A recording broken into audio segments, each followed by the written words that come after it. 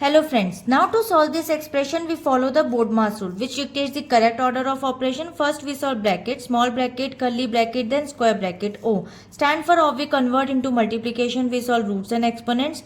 D stands for division, M stands for multiplication, A stands for addition, S stands for subtraction. According to the BODMAS sequence, we'll break it down this expression by the step-by-step solution.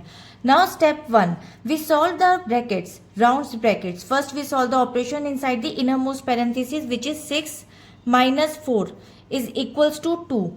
According to this step, brackets always take the top priority to simplify the core parts of the problem first. So now the current expression becomes 8 plus curly bracket 9 multiplied by 2 power square and then divided by 12 curly bracket of minus 4.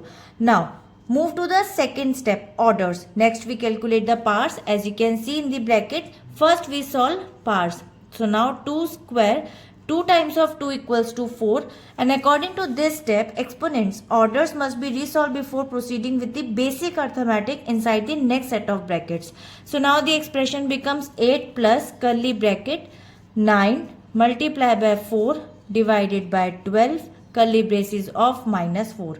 Now move to the third step, brackets, curly brackets. According to this multiplication and division, now we solve inside the curly braces since multiplication and division have the equal priority. So we work from left to right. First we multiply the digits, 9 into 4 36, and then after we divide the digits, 36 divided by 12 equals to 3.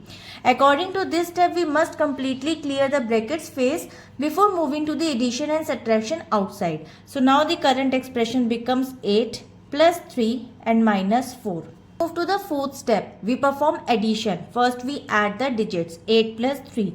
8 plus 3 equals to 11, and according to this step, following left to right, convention for the final terms. Now the current expression becomes 11 minus 4, and finally we subtract the last operation, which is 7. After subtracting, the expression simplifies to 7 is the final answer.